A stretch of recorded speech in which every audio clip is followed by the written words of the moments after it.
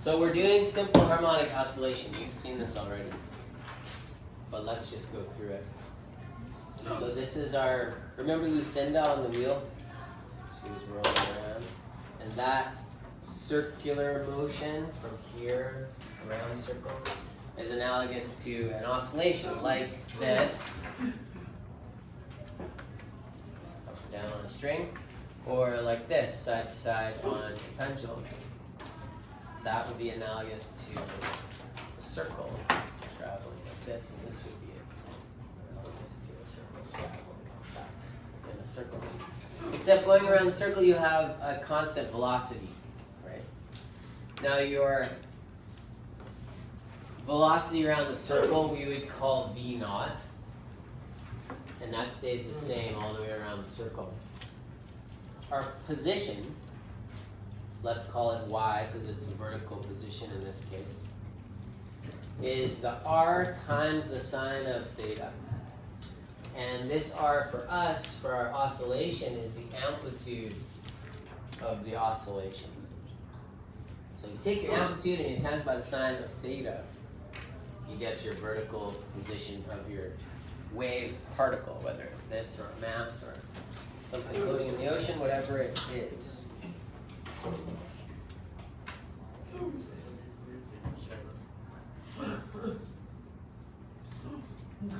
So we said that circular motion is analogous to simple harmonic oscillation. And this model of something going around a circle is really helpful, and it'll give us all the info that we need. It'll give us position, it'll give us velocity, and it'll give us acceleration of the particle at any place in the oscillation. Because of the way radians work, as long as our omega, our angular velocity, is in radians per second, as Rogan aptly pointed out, if we multiply that by our radius, that'll give us the kind of linear velocity, we might call it, is the velocity around the circle. Where is the V naught, the linear velocity, the actual velocity of this pendulum bob?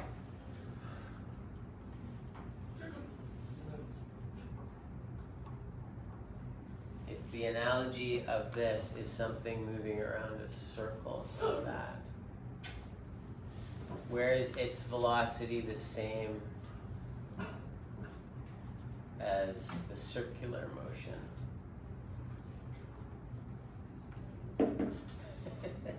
James, I don't know. Look at your circle. Let's go back a little bit. If we're moving here, but our actual particle is moving up and down, where is its velocity 0? Is it not moving in the middle, or is it not moving at the ends? At the ends, it's not moving, right? So the full velocity is in the middle, and that's going to be the same as V naught here. So when you're coming through the middle, your whole velocity is upwards. And then it kind of gets less and less. And when you're here, there's no vertical component of velocity. So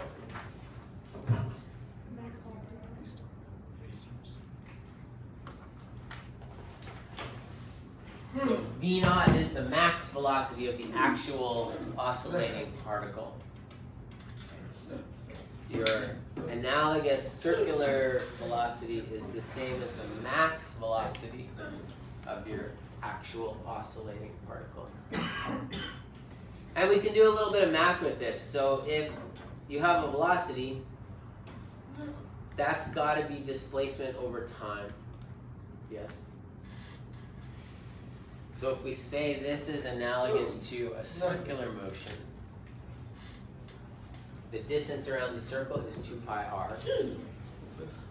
That's circumference, right? And we divide that by the time it takes to get around the circle. We call that the period. This capital T is the period. It's the time for one oscillation or one loop around our circle.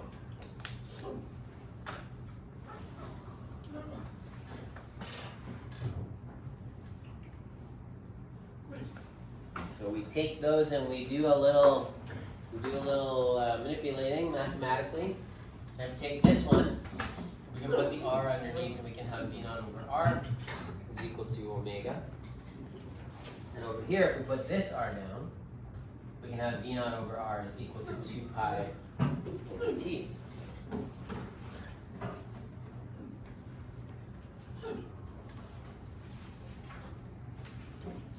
And what do you think we do next?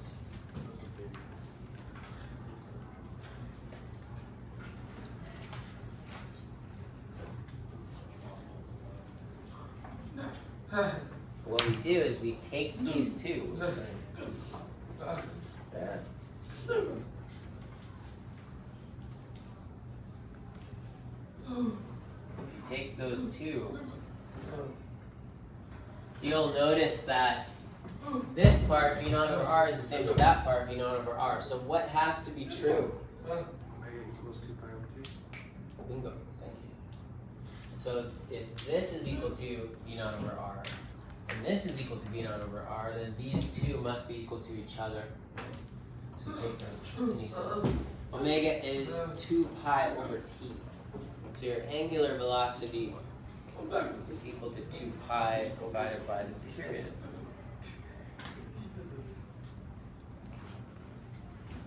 So look at that formula and tell me what that means about your angular velocity.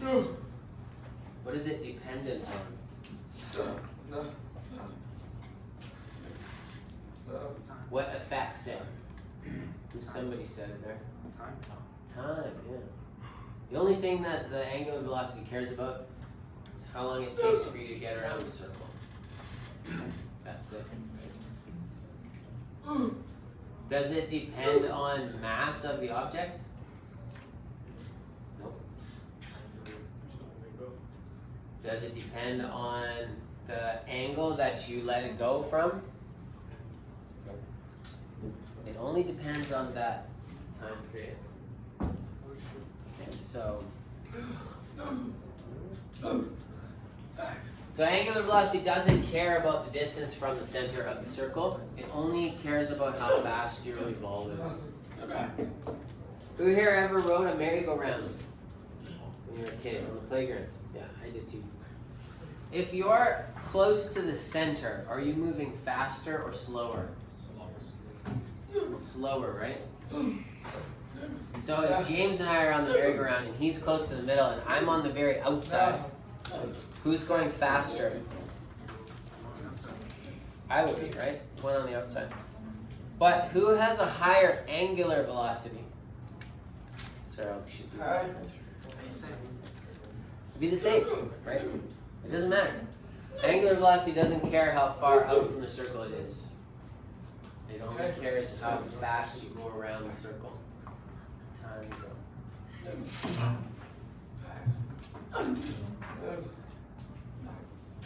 So there's one little wrinkle to this. You guys can watch this video later too and have a look at this if it's seeming like it's moving fast. Period is reciprocal to this f. What does that f mean? Frequency, good. So if you know the period, you flip it over, that will tell you the frequency. If you know the frequency, flip it over, it'll give you the period. So if your period is 2 seconds, what is your frequency? Very good, Farjad. Give him a golf clap. What does that mean if the frequency is 1/2? What does that tell you? You're going to get a half a wave per second. Right? Makes sense, right? If it takes 2 seconds for the whole wave to go by, and in 1 second you're going to get a half wave. What if my frequency is 5? If my frequency is 5, then what is my period? 1/5. So if we get 5 waves per second, if it's like every second you get 5 waves, then your period is 1/5. It only takes 1/5 of a second for your wave to go past. Does that make sense? Kind of So if that's true, how could you rewrite this one, omega?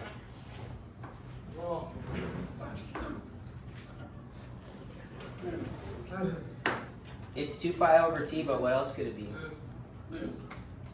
Pi over 1 2 pi times frequency. Very good. I'm your person, give him a hand. 2 pi f is also omega. That will come back later.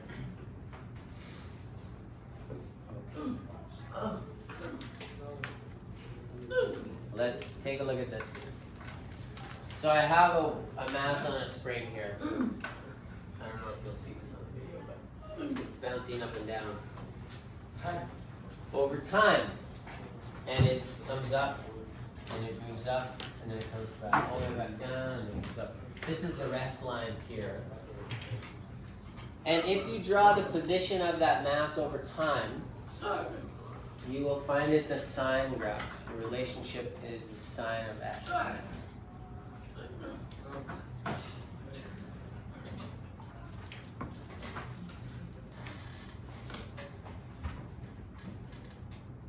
So you can do this by experiment.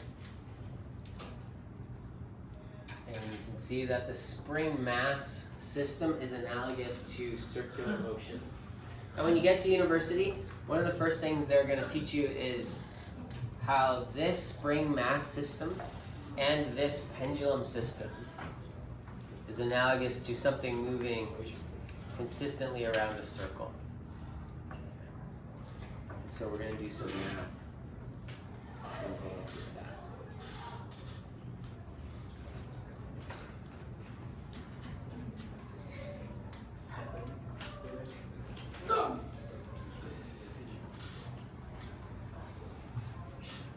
Good so far? Okay.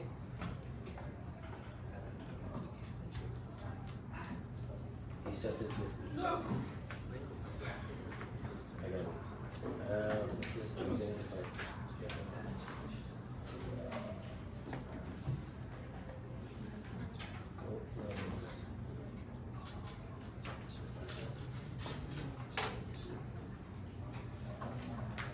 I'm gonna tell you something. You don't know this yet. But did I tell you about circular motion?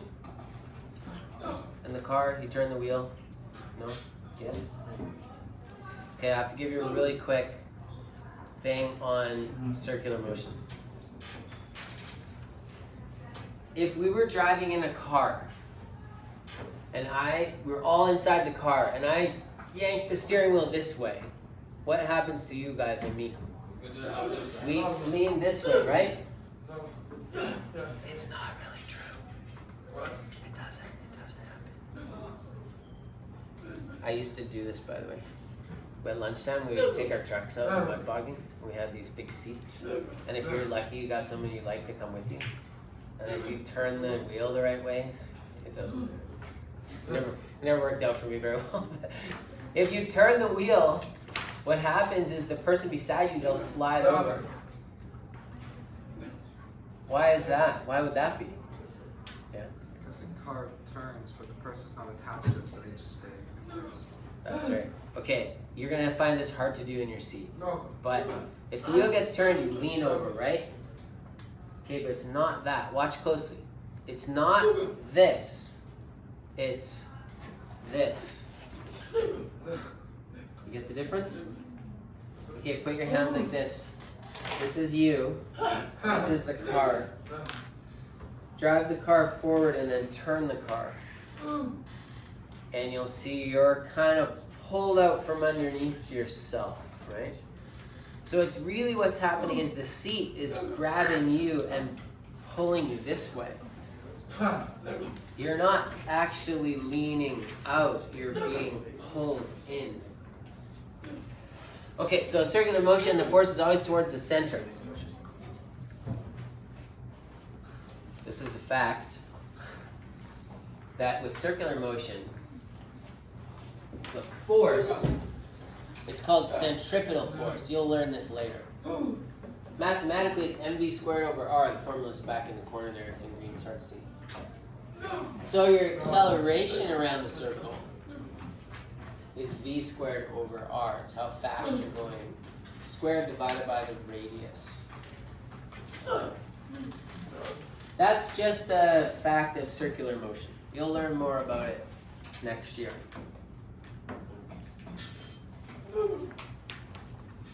We also know that around a circle, our velocity is omega r. Yes? What am I going to do now?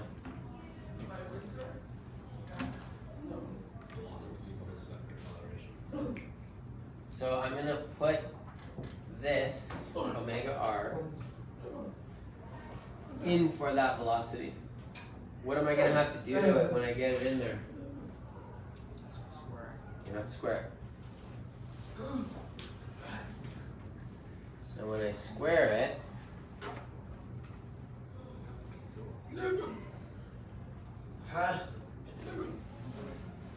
so you're gonna have omega r all squared divided by the radius. Okay. And that's gonna become omega squared r squared over r. So math people, what do I do?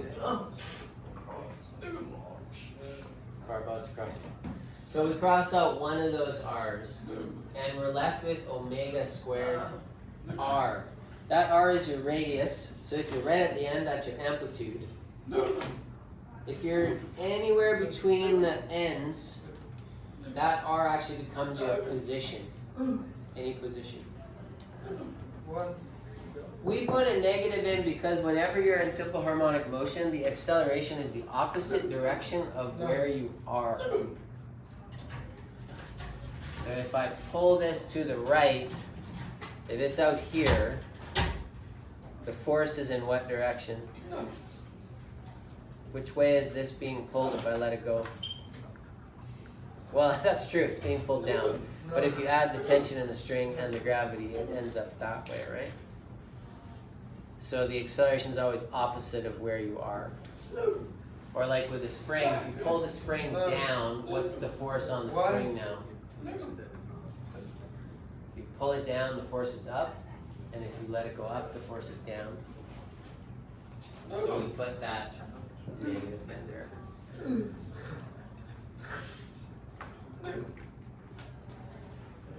This is the defining equation of simple harmonic oscillation. If the motion follows this, it is SHO. If it doesn't follow it, it is not. Is this pendulum simple harmonic oscillation? What do you think? Blake nodded and then I'm not sure. It kind of is. If it was ideal, it would be perfectly simple harmonic oscillation. There's a little bit of friction in it, so it's slowing down a little bit. But it's pretty close. Oh, how much time have I got on my video? It'll be too big now. I'm gonna pause it and make two parts.